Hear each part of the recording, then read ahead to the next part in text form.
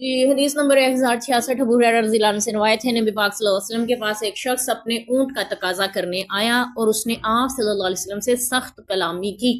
यानी आप सल्लल्लाहु अलैहि वसल्लम ने ऊंट लिया था उनसे उधार कर्ज के तौर पर, और वो वापस लेने आया कि आपने मुझे वादा किया था वापस करें। तो वो सख्त लहजे में बात कर रहा था, सहाबा इकराम को नागवार गुजरा और वो आगे बढ़े उस शख्स को पीटने के लिए। तुम्हारी जुर्रत कैसे हुई इस तरह कलाम करने की?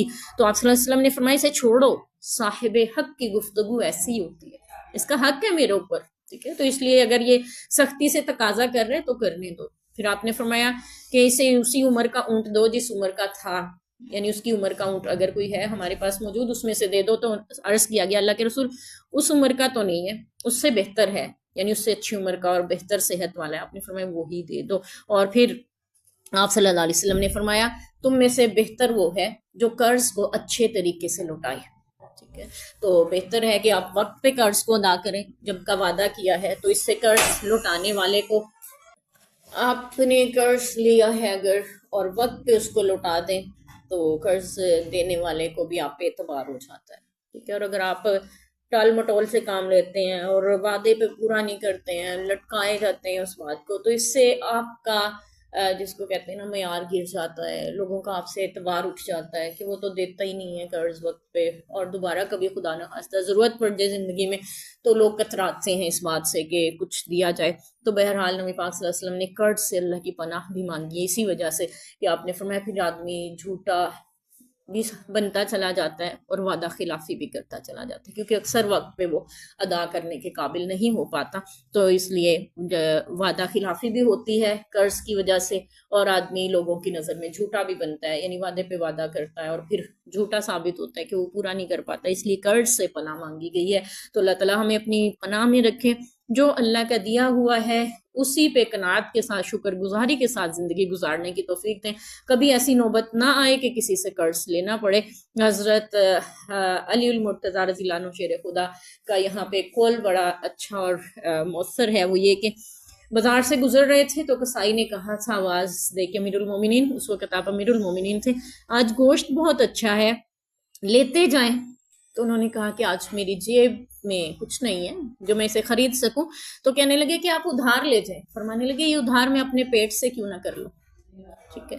तो हम अक्सर इसी लालच में ले लेते हैं कि चलो फिर लौटा देंगे, तो और न्यू कर्ज पे कर्ज चढ़ता चला जाता है। लेकिन उनका ये फरमाना कि ये उधार मैं अपने पेट से क्यों ना कर, अपनी ज़रूरत से आप उधार कर लें कि जब होगा तब आपको पूरा कर लिया जाएगा, तो इस वक्त नहीं है।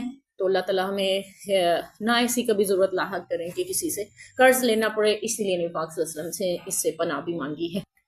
हदीस नंबर 1067 हज़रत मिस्वर बिन मुखरमा रज़ी अल्लाह अन्हु से रवायत है कि रसूलुल्लाह सल्लल्लाहु अलैहि वसल्लम के पास कबीला हवाज़न के लोग मुसलमान होकर आए। तो आप सल्लल्लाहु अलैहि वसल्लम खड़े हो गए, उन्होंने आपसे दरख्वास्त की कि वो उनके माल और कैदी वापस कर दें। तो रसूलुल्लाह सल्लल्लाहु अलैहि वसल्लम ने फरमाया मुझे वो बात पसंद है जो सच्ची हो, बस तुम लोग एक बात इख्तियार कर लो, या कैदी वापस ले लो या माल। तो मैंने तुम्हारे इंतजार में माल गनीमत की तकसीम देर से की मगर तुम उस वक्त तक नहीं आए। जब आप ताइफ से लौटे तो 10 रोज से भी ज्यादा आपने इंतजार किया कि शायद कबीला हवाजन के लोग आ जाएं और अपने कैदी वापस ले जाएं, लेकिन आप नहीं आए। तो इसलिए मैंने माल गनीमत जो था वो तकसीम कर दिया।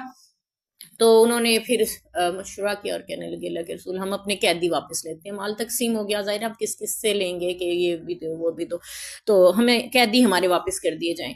तो आप सल्लल्लाहु अलैहि वसल्लम मुसलमानों की जमात में खड़े हो गए, अल्लाह की तारीफ की और फिर फरमाया अम्मा बाद, तुम्हारे ये भाई तुम्हारे पास तौबा करके आए यानी मुसलमान होके आए हैं, मैं ये मुनासिब समझता हूँ कि तुम इनके कैदी नहीं वापस कर दो। लिहाजा जो खुशी से देना चाहे वो खुशी से दे दे, जो अपना हिस्सा कायम रखना चाहे, यानी जो चाहता है कि मैंने नहीं कैदी वापस करने बल्कि मैं पैसे लेना चाहता हूँ, उसके बदले कीमत लेना चाहता हूँ, तो जो भी पहली फतह अल्लाह हमें देगा तो मैं उसमें से यानी माले गनीमत जो आएगा उसमें से उसके बदले में उनको दे दूंगा।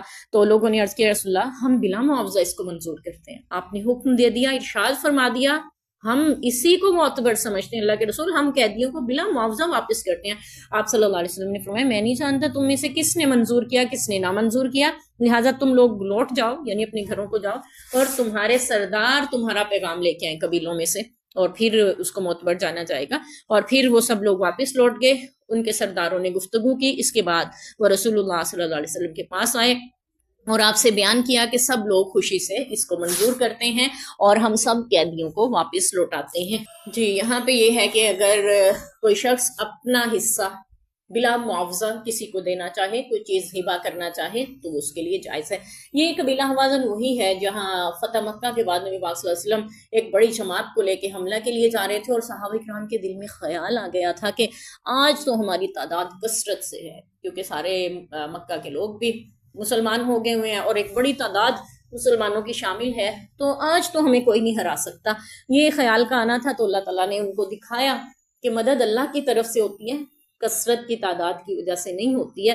تو اللہ تعالیٰ نے، وہ قبیلہ ہوازن کے لوگ بڑے تیر انداز تھے، ماہر، اور حنین کی جنگ جب ہوئی تھی تو وہ اس میں چھپ گئے گھاٹیوں میں، پہاڑیوں میں، جہاں سے مسلمانوں نے گزرنا تھا، اور اوپر سے تیروں کی بارش کر دی۔ تو وہاں پہ نبی پاک صلی اللہ علیہ وسلم کھڑے ہوئے یہ رجز پڑھ رہے تھے کہ میں اللہ کا سچا نبی ہوں، جھوٹا نہیں ہوں، میں ابن عبد المطلب کا بیٹا ہوں۔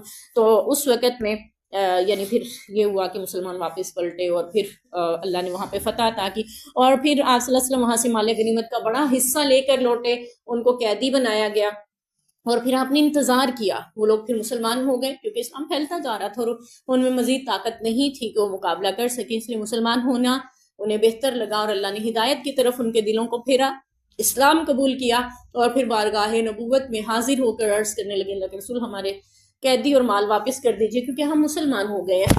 تو آپ نے فرمایا تھا کہ مال تو میں تقسیم کر چکا، اور میں نے بہت انتظار کیا، یعنی تقریباً 10 دن آپ صلی اللہ علیہ وسلم انتظار میں رہے، تم نہیں آئے تو پھر وہ میں نے تقسیم کر دیا۔ ہاں قیدی تم لے جا سکتے ہو، کیونکہ قیدیوں کا واپس کرنا اتنا مشکل نہیں تھا۔ تو پھر ان کے اسلام قبول کرنے کے سبب تمام صحابہ اکرام نے ان کے قیدیوں کو واپس لوٹا دیا۔ تو اس سے ہمیں یہ بھی پتہ چلا کہ آپ بلا معاوضہ بغیر کسی اجرت کے بھی کسی کو کچھ دے سکتے ہیں، اور یہ بھی کہ آپ کسی کی چیز یعنی قیدی بنائے ہوئے ہیں اور پھر وہ لوگ مسلمان ہو جائیں، یا قیدیوں کے بدلے قیدی دینا چاہیں، تو اس صورت میں بھی آپ قیدیوں کو رہا کر سکتے ہیں۔ اکثر ہمارے ہاں آج کل ایسا ہی ہوتا ہے، یعنی دشمن کے قیدی جب آتے ہیں تو اپنے قیدیوں کو چھڑانے کے لیے فدیے کے طور پہ ہم ان کو دے کر اپنے قیدی چھڑا لیا کرتے ہیں۔ تو اس طرح اکثر ہوتا ہے جنگوں میں بھی، تو یہاں پہ بھی ایسا ہی ہوا۔ بہرحال وہ لوگ مسلمان ہو گئے تھے، اور پھر اللہ کے نبی نے اس لیے ان کو رہا فرما دیا، اور صحابہ اکرام نے بھی انہیں خوشی سے منظور کیا اور واپس لوٹا دیا۔